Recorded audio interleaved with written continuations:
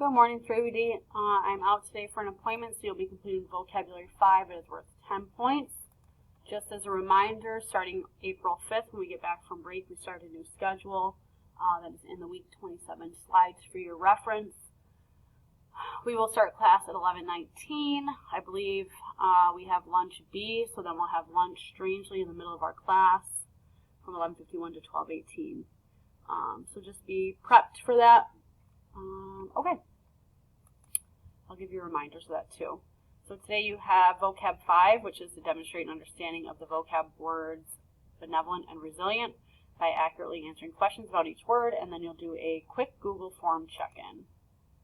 To get to the vocab, you just need to go to the modules, open Vocabulary 5. Make sure you also take attendance if you haven't already. You have two new words. The first is benevolent, which means well-meaning and kind or charitable. So my example is Santa has a benevolent spirit. And then the second is resilient, which means able to withstand or recover from difficult conditions or situations. And that can apply to people and or substances or objects. We generally hear it in relation to people, I feel like. But yeah, it can apply to materials. So my example is, despite learning virtually all year, Mrs. Rosen's students were resilient, turning in their work on time, help if I could spell on vocabulary, and finishing it to the best of their abilities. So it shows that you're able to make lemonade out of lemons. But yeah, it can apply to objects as well, or for example, oftentimes we'll say things like, oh, she broke a bone and her bone healed resiliently, that sort of thing.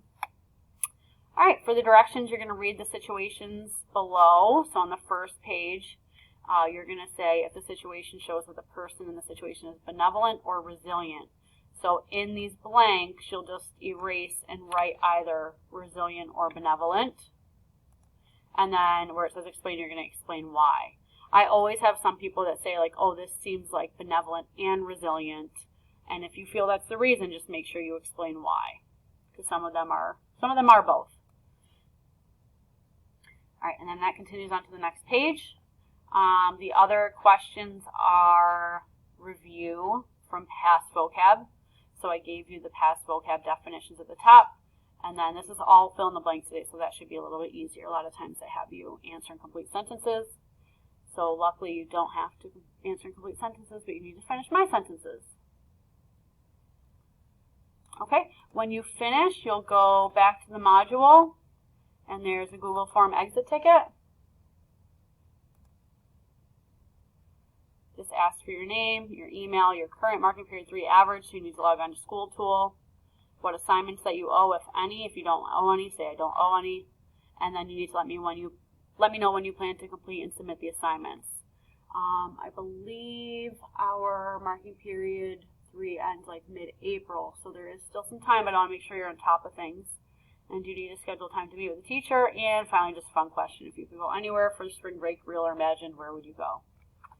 Mine would probably be Hawaii, but I would want to like teleport. Is that it? Teleport? Time travel? Whatever. Because I don't like long airplane rides. Blah, blah, blah. So yeah, give me the Hawaii, and the imagined part is that I don't have to actually travel there. I can just click my fingers. So that'd be great. All right, please let me know Wednesday between 1 and 2 p.m. if you have any questions. You can hop onto the Zoom office hours.